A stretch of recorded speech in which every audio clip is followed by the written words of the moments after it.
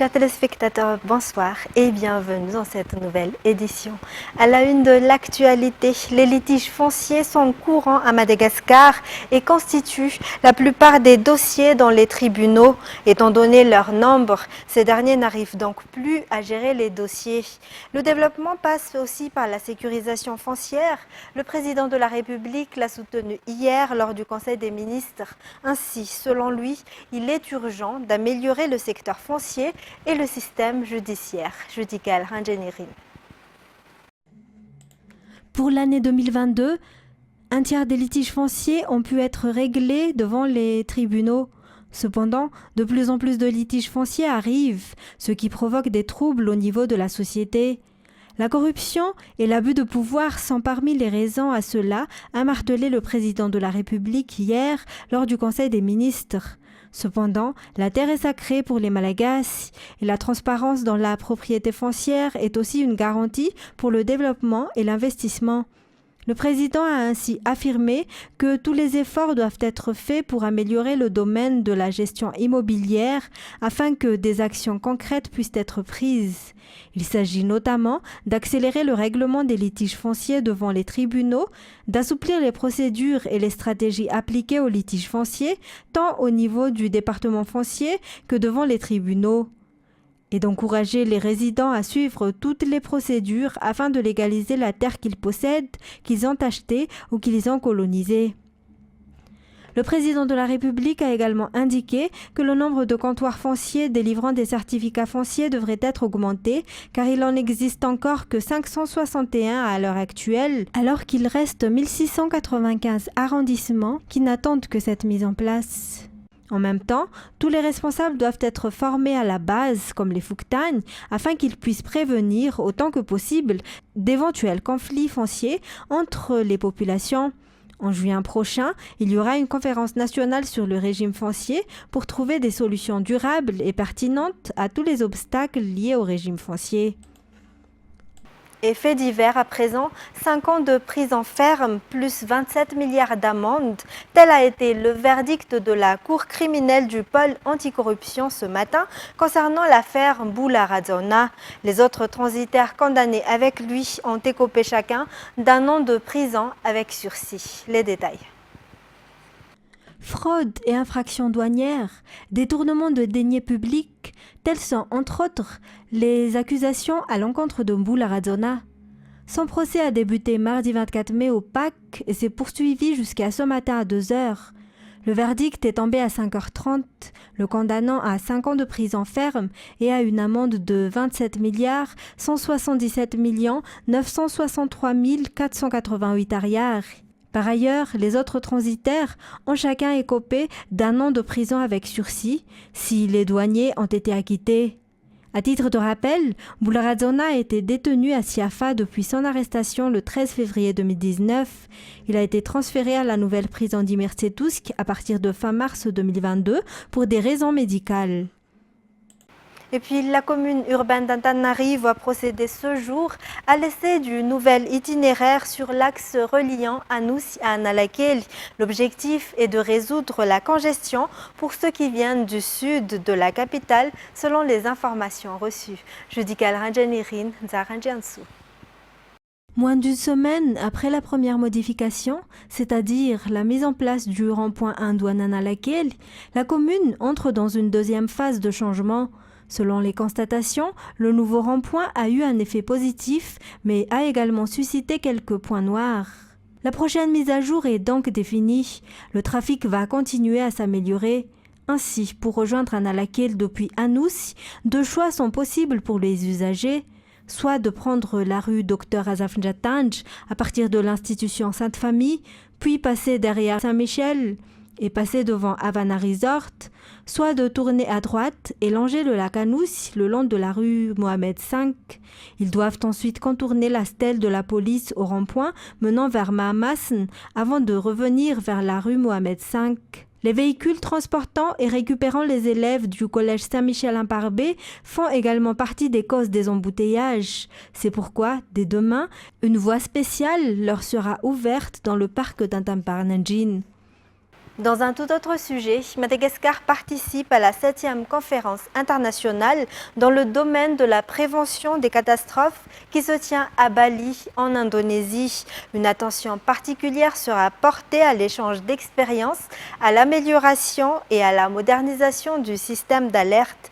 La rencontre devrait avoir un impact positif et des bénéfices directs sur les Malgaches les plus vulnérables, selon le BNGRC ou Bureau national de gestion des risques et des catastrophes. Le point avec Fanjesena Mirai. Madagascar est classé comme vulnérable aux catastrophes naturelles qui frappent l'île chaque année. Les cyclones successifs du début de l'année ont eu un effet dévastateur. Madagascar fait partie des participants à la 7e conférence dans le domaine de la prévention des catastrophes qui se tient à Bali, en Indonésie. Le directeur général du BNGRC, le général Elak Olivier Andjiakadze, est à la tête de la délégation. Le secrétaire exécutif du CPGU, le général Razakanev Mahami, a également été présent. Une attention particulière sera portée lors de la réunion à l'amélioration et à la modernisation du système d'alerte d'urgence multidisciplinaire.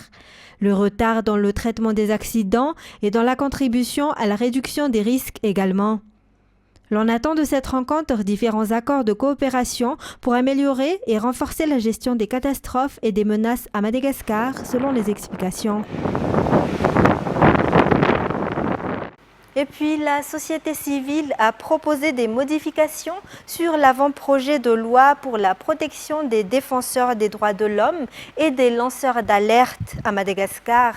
Leurs représentants ont déposé ces modifications hier auprès du ministère de Justice à Faravouitch. Les détails. La société civile se plaint de ne pas être écoutée. Elle pense également que les défenseurs des droits de l'homme ne sont pas correctement protégés de nos jours. Ils ont donc participé à l'amendement de l'avant-projet de loi concernant la protection des défenseurs des droits de l'homme et des lanceurs d'alerte. Ce projet a été déposé hier auprès du ministère de la Justice à Faravouitch. La CNIDH, le Secrétariat de Transparency International à Berlin, International Service for Human Rights à Genève et de nombreuses ambassades à Madagascar comme la France, les États-Unis, la Norvège et le Royaume-Uni les soutiennent dans cette demande. 80% de ceux qui prennent des drogues dures actuellement ont entre 17 et 22 ans, selon une association qui prend en charge les toxicomanes. En général, le manque de dialogue avec les parents et les mauvaises influences sont les causes de cette addiction. Reportage de Fanjesena Mirai et de Yves Janel. Les drogues dures sont davantage prisées par les jeunes actuellement. D'après les statistiques, 80% des consommateurs ont entre 12 et 22 ans. Cependant, des jeunes de 13 ans prennent de l'héroïne et de la cocaïne, d'après le docteur Andjiamanarivmiartsu. Au moins, les jeunes dépensent 30 000 ariars à chaque prise. Il est cependant possible de mettre fin à cette addiction, selon toujours les explications. La consommation de drogue entraîne de nombreuses maladies, dont l'asthme, et peut même entraîner la mort. Culturel à présent, les Maléo auront à leur côté les enfants des membres du groupe et les enfants sélectionnés à l'issue du concours La Voix d'Or lors de la célébration du 50e anniversaire de ce groupe. Une revitalisation du groupe et la transmission du flambeau pour les 50 prochaines années. La célébration débutera ce samedi à Indutapenak. Saint-Sylvain, Kevin Ravuniarsan.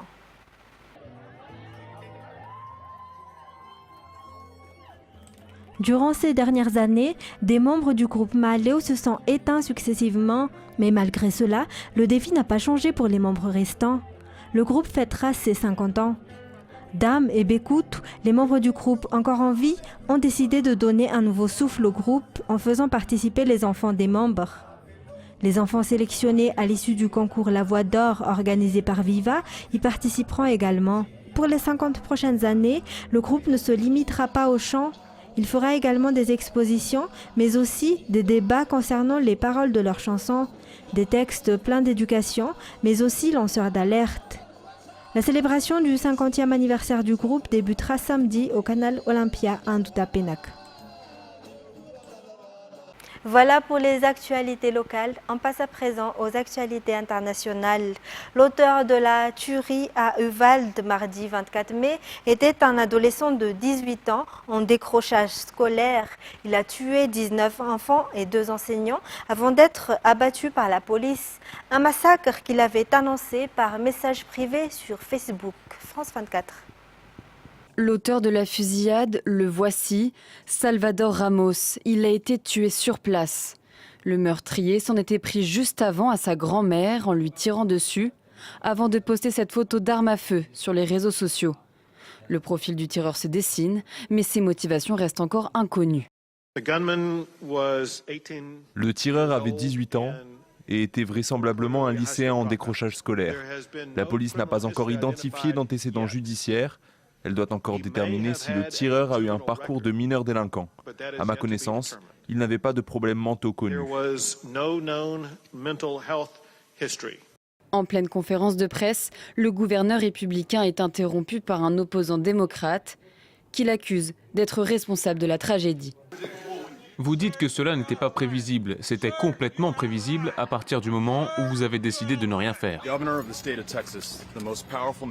Le gouverneur du Texas, l'homme le plus puissant de l'État, choisit de ne rien faire.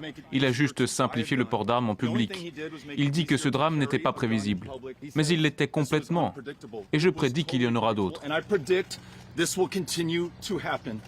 Aux États-Unis, les fusillades sont un fléau. Les gouvernements successifs ont échoué à mieux contrôler le port d'armes. Joe Biden, qui s'est dit écœuré par ces tueries de masse, doit se rendre sur place dans les prochains jours. Et pendant que les Britanniques s'enfermaient pour se protéger du Covid-19, l'alcool coulait à flot lors des dépôts organisés à Downing Street. L'enquête administrative sur le Partygate a tiré mercredi des conclusions sévères pour Boris Johnson, déterminé à rester à son poste. France 24. Sévèrement mis en cause dans le Partygate, Boris Johnson refuse de céder son fauteuil. Le Premier ministre britannique a dû faire face hier aux conclusions de Sougré sur le Partygate. Ces soirées et fêtes parfois arrosées au 10 Downing Street alors que le pays était en plein confinement. Le rapport de la haute fonctionnaire n'a fait que confirmer les violations accablantes de la loi par le chef du gouvernement. Devant les députés puis la presse, Boris Johnson a pourtant assumé. Cela m'a rendu humble. J'ai appris la leçon. Quelles que soient les erreurs commises par le 10 Downing Street et mon cabinet lors de cette période difficile, que j'admire d'ailleurs, j'en assume l'entière responsabilité. Je continue à croire que les fonctionnaires et les conseillers en question sont des travailleurs acharnés, motivés par l'envie de faire de leur mieux pour notre pays. L'armée russe cherche coûte que coûte à s'emparer de la ville de Severodonetsk, dans l'est de l'Ukraine, où Kiev, qui s'inquiète d'un risque de débordement, réclame davantage d'armes lourdes pour égaler la puissance de feu russe. France 24. Les dernières 24 heures ont été extrêmement difficiles pour les forces ukrainiennes qui ont dû battre en retraite au niveau de plusieurs positions. Les troupes russes avancent sur plusieurs axes et ce soir elles contrôlent de nouveaux villages et cette avancée se fait plutôt rapidement et elle est extrêmement difficile à contenir pour les forces ukrainiennes. Alors l'un des objectifs très importants pour les troupes russes, c'est de s'emparer de la ville de Severodonetsk, qui était une ville de 100 000 habitants avant la guerre. Elle est toujours défendue par les forces ukrainiennes, mais pour les forces ukrainiennes qui défendent cette ville, la ligne de vie devient plus que fragile. La ligne de vie est menacée parce que la route qui relie Severodonetsk à l'extérieur, à l'arrière-front, est sous le feu constant de l'artillerie russe, ce qui fait que quasiment plus aucun convoi de ravitaillement ne passe. Voilà pourquoi cette ville, notamment, est en danger. Nous avons pu avoir un aperçu aujourd'hui de ce feu russe qu'endurent les forces ukrainiennes. Nous nous sommes rendus dans un hôpital de campagne à environ 10 km de la ligne de front et là vous voyez arriver des soldats très sévèrement blessés. Ce sont des os brisés, des membres arrachés. Notamment nous avons vu un soldat ce matin qui avait été touché dans sa tranchée, non pas par un tir d'artillerie, mais par un tir de tank. Et c'est comme ça tous les jours. Nous discutons tout à l'heure avec les soldats et ils nous disent ici, nous ne sommes pas assez nombreux. Et c'est vrai qu'il faut se rendre compte que eh bien, les troupes russes concentrent quasiment la moitié de leurs forces sur ces régions de Louhansk et de Donetsk. La moitié de leurs forces, une grande partie de leur artillerie et de leur système de défense antiaérien. C'est donc une situation extrêmement difficile pour les Ukrainiens qui sont mis en difficulté. Pour autant, quand vous parlez aux commandants et aux soldats, ils disent tous qu'ils comptent tenir. Ils comptent aussi beaucoup sur l'armement étranger qui a commencé ici à arriver. Et leur espoir, eh bien, c'est que s'ils arrivent à tenir, l'armée russe, elle, de son côté, ne soit pas capable de soutenir cette manœuvre sur plusieurs axes dans un temps assez long. Ainsi s'achève cette édition. Mesdames et messieurs, merci de l'avoir suivi. Restez avec nous tout de suite après la série Revenge. Au revoir et passez une excellente soirée en notre compagnie.